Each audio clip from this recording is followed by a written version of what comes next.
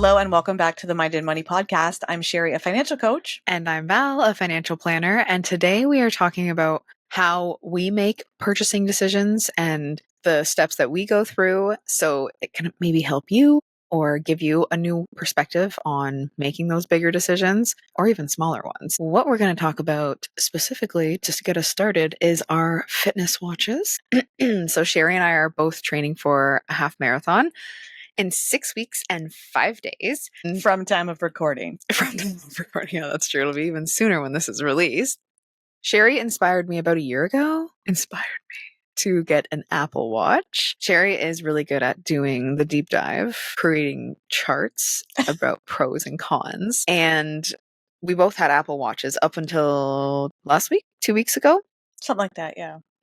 Sherry got a Garmin watch. And I've been an Apple Watch person for a long time, like since 2019.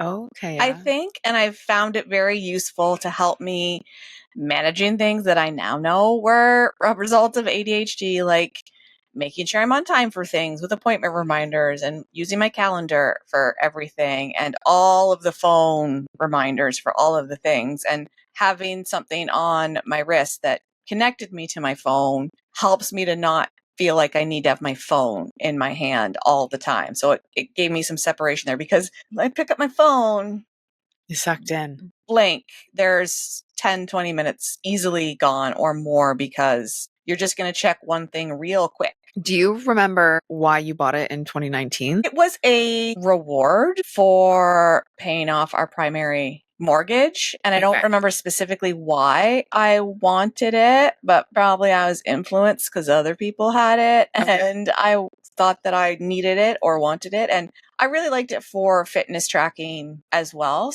But the straw that broke the camel's back, I've been having Garmin come up on my TikTok feed for a while before I made the purchase, and running and training for a half, longer runs, longer durations. And the Apple Watch was fine until it wasn't. And it died on me 12 kilometers into a 14-kilometer training run. For me, this is so unhinged, but did the kilometers even get run if they didn't get tracked on a fitness device? Yes, it wasn't fully charged. It was almost fully charged. Like it was probably 80% or something like that. But if you can't go from 80% to track 14 kilometers, how are you going to track 21 when I'm doing my actual run? So that pushed me further down the Garmin rabbit hole. But for anybody out there, if you've ever been considering or you've purchased a Garmin, there are so many options. And when it compares to an Apple Watch, like you have the lower end SE, which is the one I bought last time. And then you have the current model. And then there's the higher end one, which I can't even remember what it's called right now. But it's basically, there's features you're not getting on the lower end. I don't know if there's features, or maybe it's just battery life on the higher end. Yeah. But they're all very, very similar in the features that you get. It's very clear which features you don't get. But on the different Garmins, holy smokes, the Garmin website is very helpful to compare, but it doesn't have all of the options on there that you can get. So from some suppliers, you can get some older models that aren't on it's just the more current ones on the Garmin website. I see. And you can spend, there's such a wide range of what you can spend on a Garmin. And for me, the things that I wanted, and I think it's maybe replacing my Oura Ring too. I haven't 100% decided, but there's so many options. You can spend upwards of $2,000 on some of the models. And that's wild. There are so many different options. And so here's how I made this spending decision. I spent a lot of time on the Garmin website comparing, looking at Amazon and other retailers to see which other options were available. And full disclosure, I'm not 100% that this is the one for me yet. I could still return it. I still have options, but this is going to sound so unhinged, but eventually my final thought was, fuck it. I'm just going to get the one that I'm leaning towards the most and try it and see how it works for me, because I think this is the one that I want. And part of that too leads to where you purchased it from, which was Costco, because they have a really great return policy. And for electronics, it's not the same as their other return policy, but it's 90 days. So, and they also have added bonus is you get 2 chargers when you purchased it from Costco for the models that I was looking at. Anyways, because there's so many different options, and Costco didn't have all the models, but like I went with the Venue 3S, and the S is just the smaller version of it, because that was one of the things I was most conscious of. I wish that I could go to a Garmin store where they have all of the brands and see them on my wrist, because for me, some of them are big. And so Garmin, use AI and let me upload my wrist. Oh, I never thought about that. But that is also how I make a lot of decisions too, is having a conversation with ChatGPT. And yes, I realize that there's an environmental impact there. So I am conscious of that. Right. But sometimes it's the mental load that it helps me lift, and having it talk me through and ask me questions and help it be part of my brain to figure out which one makes the most sense for me. But also on the financial part of it, knowing I had X amount to spend that I had in my personal spending account. And that was also a considerable factor. So knowing that I have this amount that I can pay for this right now, and if I go above that, how would I have managed that, and where would that money have come from, as well, as an important factor. But we always tend to get, not always, we tend to get, I have to make the best decision and I have to have all of the facts, and then it kind of tips to a little bit of impulsive being like, for me that was the fuck it, I'm just going to buy it and try it and see how it goes, and know that I have a backfall to return it. Also, fun fact, my watch went on sale at Costco for $110 or something like that less. And I saw that it did. And it was very easy to fill out a request for getting that money back, because I'm like, hey, this is, I just bought that. Yep. And I think if it's within 30 days that you can do that. So cool. Just paying attention to those things, right? But I want to go back to that piece about it was a like, this was a want, not a need, but it was a thought out want. And then you reach that point of like, I've done so much research. It kind of does get to that impulse piece, but it's not an impulse piece. It's just pulling the trigger and being like, okay, I'm getting this one because it's the closest to what I want. Was something like this? Do you do the wants list in your phone? I have a little bit, but for me, it was just starting to come up on TikTok and see, I'm like, oh, those are really pretty and those are really cool things that you can do. And then I'm like, no, pump the brakes, Sherry. You have a fully functioning smartwatch that you can do the fitness tracking on. Yes, it sucks to have to charge it at least every day, but it's fine. I'm not gonna die. And I made that decision. I'm not going to purchase the Garmin until something happens with my Apple Watch. And for me, that something happening was the battery not being sustainable for long runs. So I'm like, okay, universe, that's a sign. Right. And there's also the pieces of beautiful marketplace where you can resell your Apple Watch if you decide Garmin is the one. Potentially replaces your Aura ring too. So it's putting thought into purchases that are, but I guess not putting ourselves into that paralysis of not doing anything at all. Yes. Or impulsively doing something that doesn't align. And it's like, what's the tipping point? If it's something you really want and you've got the money set aside for it, when are you going to ultimately have that decision and take action or not take action, and not just let it simmer in the back of your mind forever and ever? And even now, it's like, ooh, the watch doesn't have this and this feature. And would I like that? And if I do, what watch options have that? And then what would I be losing out with the one I currently have? Having been an Apple Watch person for so long, the learning curve there's so much.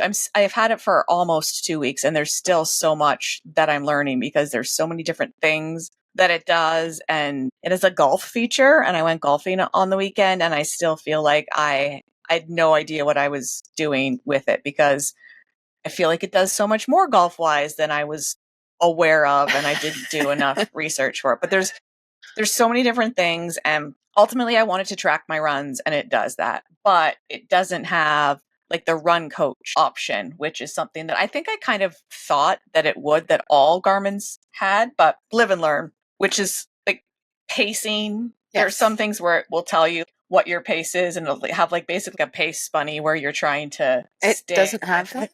But because I'm using the app that we got for free with the Yes. half marathon registration, it links to Garmin really well. It actually loads into my That calendar makes sense. and it tells me if I'm behind pace but also I'm a run walker and I run walk to hit the target paces that my training plan is telling me. But the plan doesn't like that because No. at the start of every kilometer, a little while into a new kilometer, it'll tell me if I'm going too fast or too slow. And if I'm walking, it tells me I'm going too slow. And if I'm running, it tells me I'm going too fast.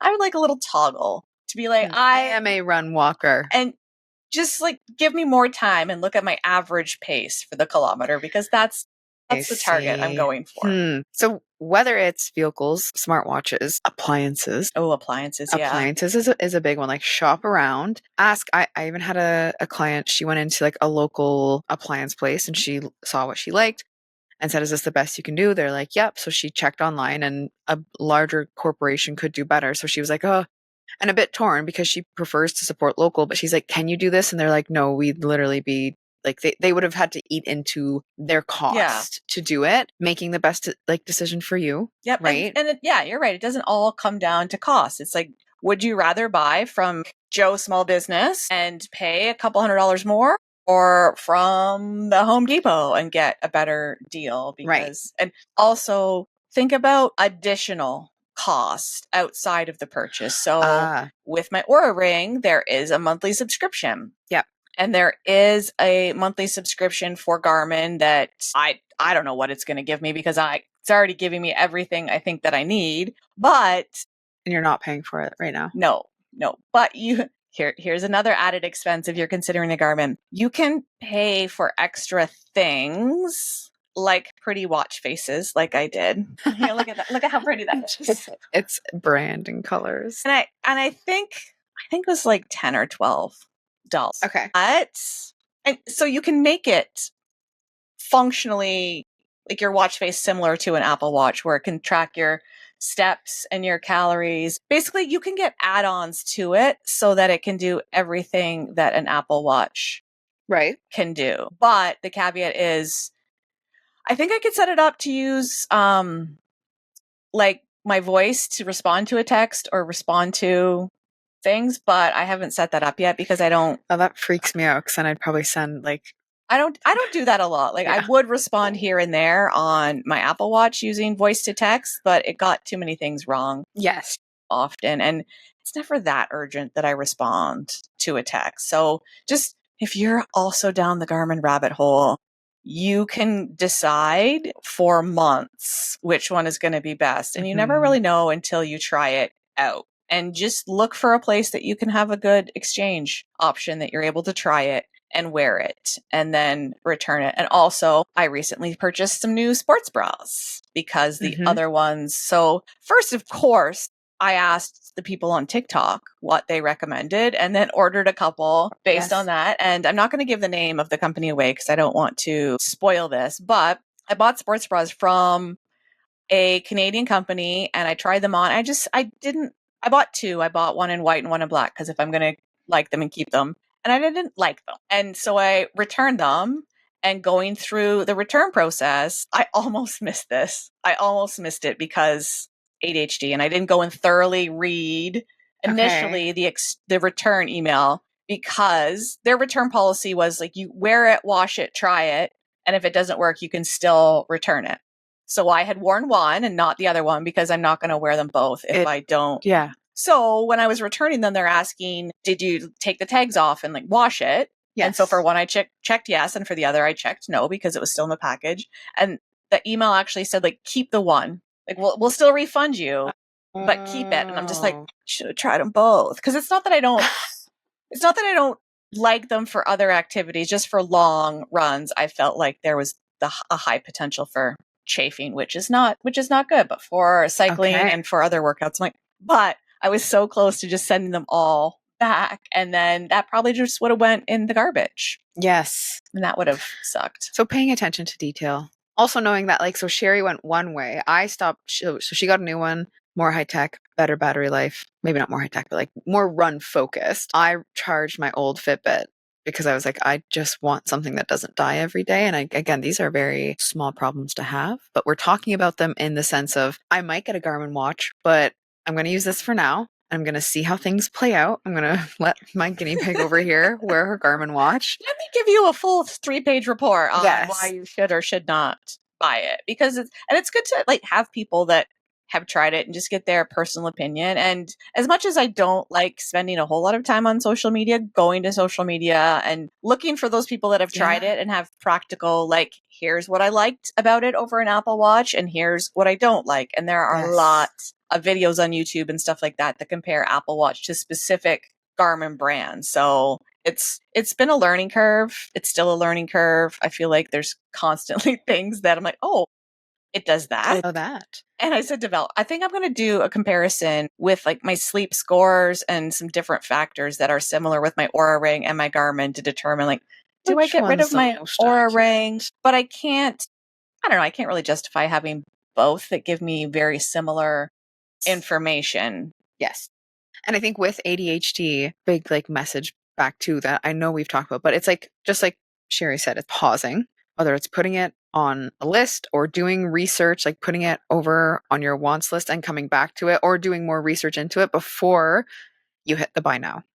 Do a little research. Yeah, having a plan to pay for it. I know it's easier said than done, but if you are currently carrying credit card debt and part of your purchasing decision is like, well, fuck it, I'm already carrying credit card debt, I'm just going to add an extra another drop in the bucket to it. Know that I do not recommend having a strategy to save up for that next thing you want, even if it's only paying the minimum on your credit cards and not making an extra like large payment on a credit card, because finding that balance is important and finding ways to not lean into adding more to your credit card, because that it just gives you that sense of accomplishment when you see your credit card payments actually moving your credit card balance down in the direction you want it to go versus making a big payment, letting it creep back up, making a big payment, letting it creep back up again. So, which will tie in well to our next episode, which is going to be about how thinking about, you're like, I'm like, I've already forgotten. Good thing you wrote them down. How purchasing the right thing or like, savings. Oh yeah. Having savings for things actually saves you money. How not having savings costs you in many different scenarios. So stay tuned for that one next week if I publish them in the order that we're recording them. And if not, plot twist. Yeah, plot twist. So we are glad you've been here and we can't wait to see you next time on the Mind and Money podcast. Have a great day.